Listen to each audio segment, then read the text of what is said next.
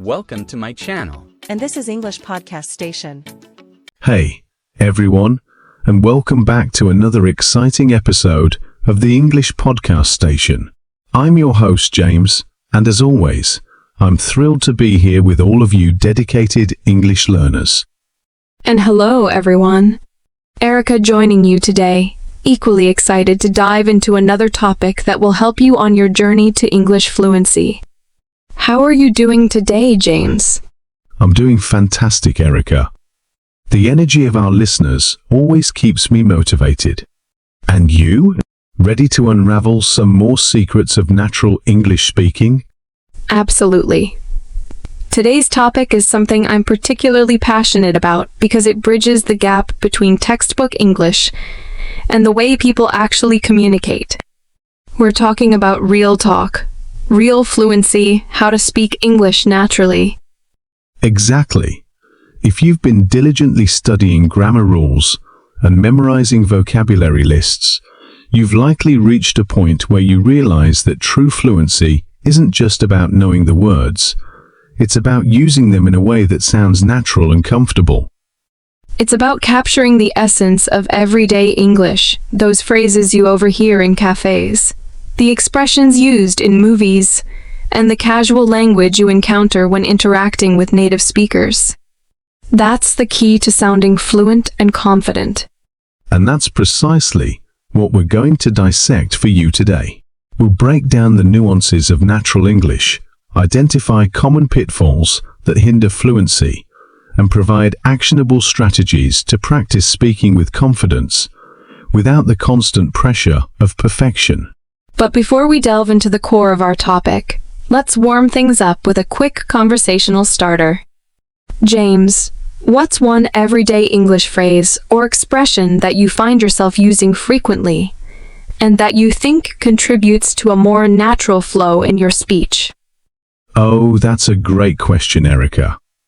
I'd probably say it's a classic filler word, but it helps to create a smoother connection with the listener, almost like you're inviting them to understand your perspective.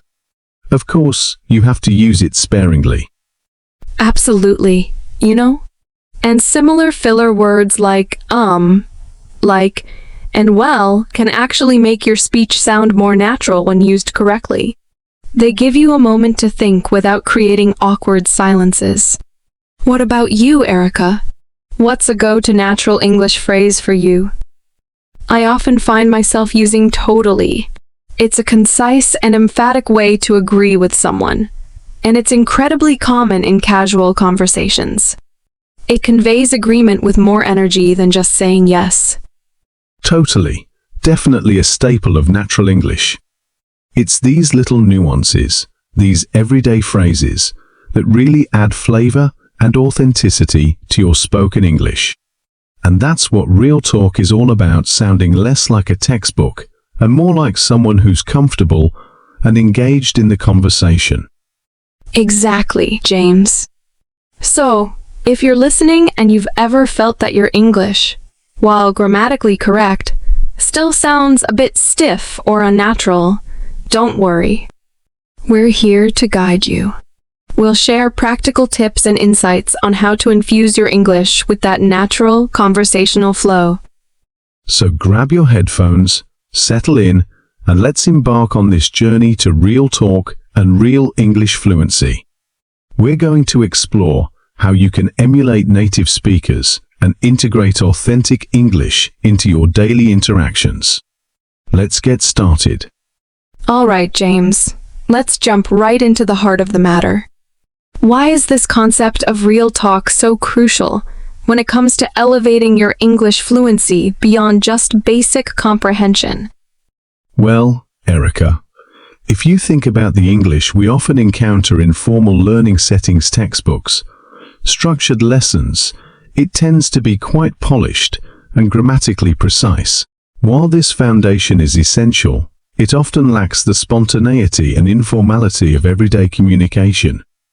That's so true. It's the kind of language you hear in unscripted moments between friends, during casual encounters, or even in the background of movies and TV shows. Phrases like hang out, chill out, or catch up later are rarely the focus of grammar exercises. But they are the building blocks of natural conversation. Exactly, and that's the power of learning real talk. If your English education has primarily focused on formal structures, you might find yourself at a loss when trying to engage in casual banter with native speakers. You might know the individual words, but the way they're strung together in everyday speech can feel foreign. Right. You might construct perfectly grammatical sentences, but they could sound a bit too formal or even unnatural in a relaxed setting. This can sometimes lead to a feeling of disconnect or a lack of confidence in your ability to truly connect with others in English. And let's not underestimate the cultural aspect. Language and culture are inextricably linked. When you delve into real talk, you're not just learning words and phrases, you're also gaining insight into the social context, the humor, and the nuances of English-speaking cultures. Absolutely. Think about idioms, slang, and common expressions like "no big deal," "give me a break," or "it's raining cats and dogs." These aren't just random words.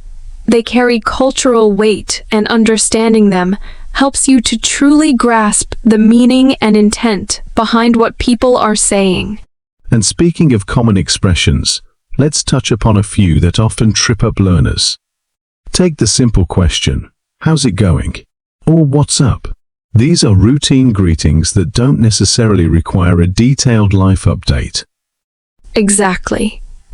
Learners might feel compelled to give a lengthy answer, detailing their entire day, when a simple "not bad," "how about you?"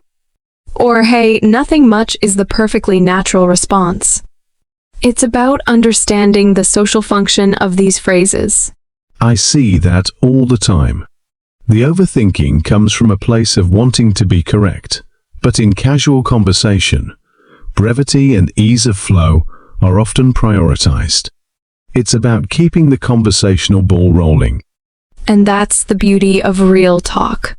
It liberates you from the pressure of constructing perfect, textbook-worthy sentences in every interaction. It allows you to communicate more spontaneously and comfortably. Think about it. When you start incorporating these casual expressions into your speech, people are more likely to perceive you as someone who is not just learning the language, but someone who is comfortable within its social fabric. It signals a deeper level of understanding. Precisely. And when you use these everyday phrases, it fosters a sense of connection. People appreciate it when you speak in a way that feels familiar and relatable. It bridges the gap and makes communication more enjoyable for everyone involved.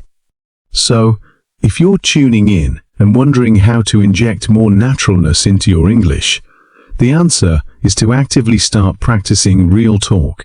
Pay attention to the phrases you hear in everyday contexts, get comfortable using them, and don't be afraid to sound a little less formal. And remember, it's not about abandoning proper grammar altogether. It's about knowing when and where to apply different registers of language. Real talk is about mastering the informal end of the spectrum, which is essential for everyday interactions. Absolutely. And the more you immerse yourself in authentic English through movies, podcasts, conversations, the more intuitive this will become. You'll start to naturally pick up on the rhythm and flow of casual conversation. Okay, now that we've established why real talk is so important, let's move on to a concept that's often intertwined with it. Fluency. James, when people hear the word fluency, what's the image that typically comes to mind? That's a great question, Erica. I think the most common perception of fluency is the ability to speak English perfectly, like a native speaker, with flawless grammar and an extensive vocabulary, never making a single mistake. Exactly. And while that's an admirable goal, it's not entirely accurate. The pursuit of absolute perfection can actually hinder your progress towards genuine fluency. Because true fluency isn't about achieving some unattainable level of perfection. It's more about the ability to communicate your thoughts and ideas smoothly and confidently, even if you stumble over a word or make a grammatical error here and there. Precisely.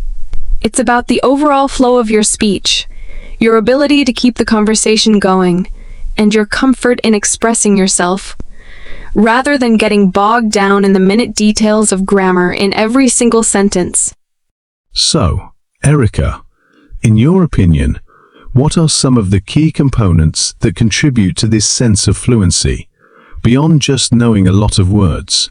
For me, rhythm and confidence are paramount. You could possess a vast vocabulary and a solid understanding of grammar, but if you're constantly hesitant, pausing excessively, or lacking confidence in your delivery, it can significantly impede your perceived fluency. The key is to speak with a natural cadence and a sense of assurance. I completely agree. That hesitation often stems from the fear of making mistakes, which is ironic because making mistakes is an inherent part of the language learning process. It's how we learn and refine our skills. Exactly.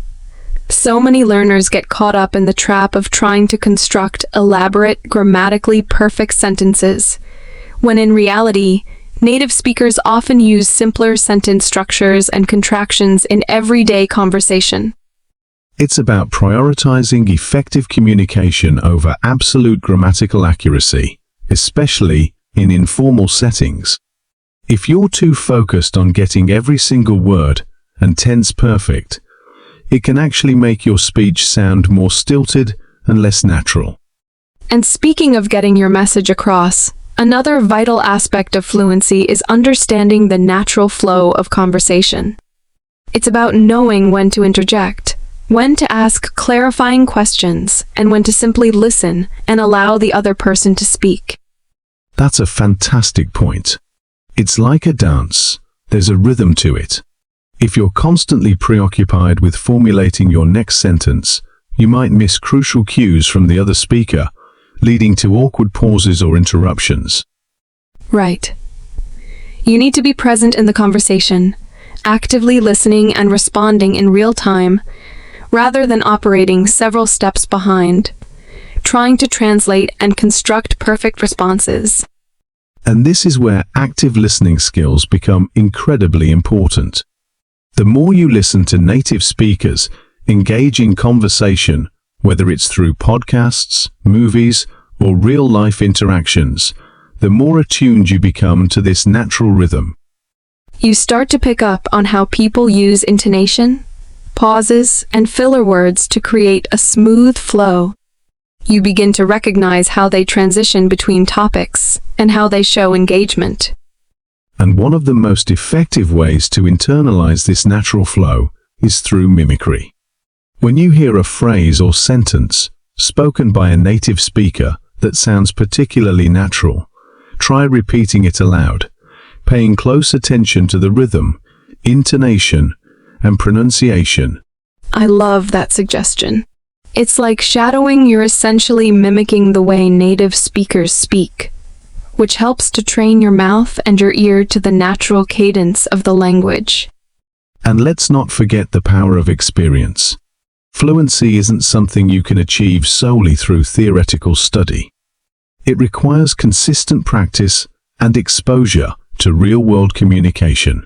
The more you speak, the more comfortable and fluent you will become. Absolutely. Even if you make mistakes, and you will. Each interaction is a learning opportunity.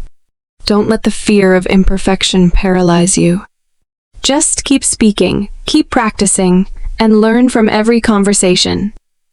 And a valuable tip for improving fluency is to start thinking in English.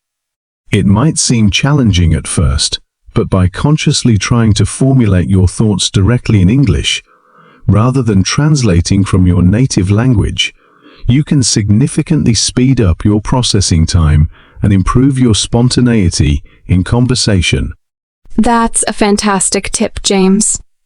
It's about creating a more direct pathway between your thoughts and your spoken English, bypassing the often slower process of mental translation. It's all about immersion, even if you're not living in an English-speaking country. Surround yourself with the language as much as possible through music, movies, books, and most importantly, by actively seeking opportunities to speak. And remember, fluency isn't a fixed destination. It's a continuous journey of improvement. Focus on progress over perfection. Celebrate your milestones, and keep putting yourself out there to communicate in English. Exactly. The key to fluency is consistent practice and a willingness to embrace the imperfections along the way. So for our listeners, don't be discouraged by occasional stumbles. Focus on the overall flow and your ability to express yourself effectively. Fluency isn't about speaking flawlessly. It's about expressing yourself freely and confidently. So, take a deep breath, embrace the challenge, and keep practicing. Okay, Erica, we've delved into the importance of real talk and the true nature of fluency. Now, let's address a crucial aspect for any language learner striving for natural speech: the common mistakes that can inadvertently block fluency. We all make errors, but some habits can really hinder our progress towards sounding more natural. What's one of the most prevalent mistakes you observe learners making? Without a doubt, James, it's overthinking every single word before it leaves their mouth.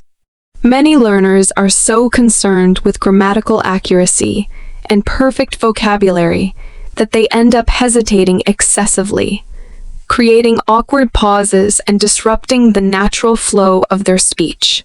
That's a huge one, and it's completely understandable. From the beginning of our language learning journey, we're often taught to prioritize correctness. However, in real-time conversation, this constant self-correction can be a major impediment to fluency. Exactly. This hesitation, even when the learner knows exactly what they want to say, can project an image of uncertainty and make their speech sound less confident and less natural.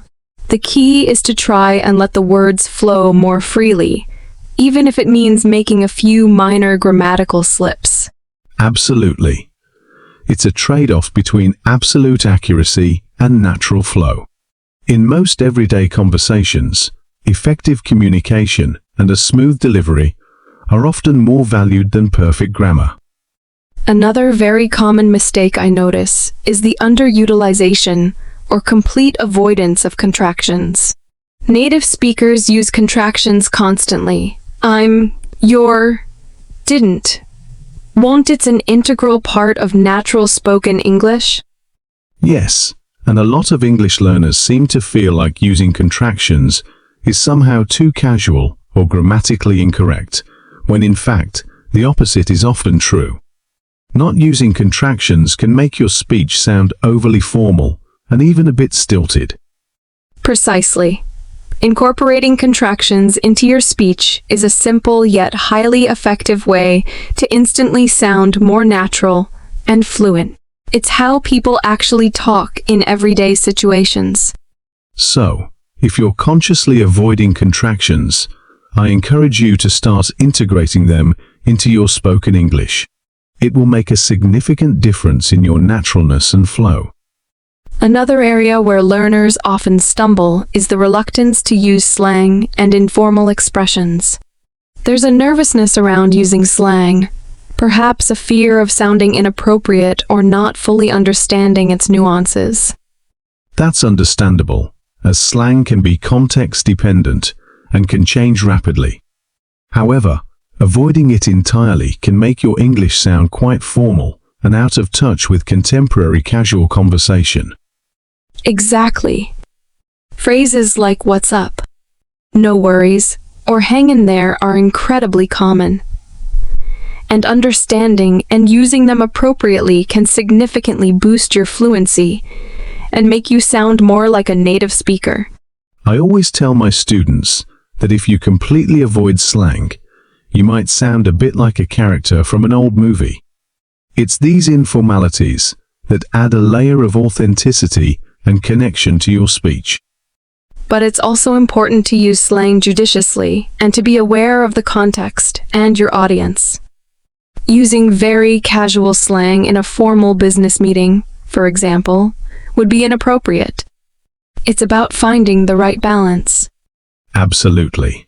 Which brings us to another common mistake, not adjusting the level of formality to the situation. Learners might use very formal language in casual settings, or, conversely, overly informal language in professional contexts. That's a crucial point.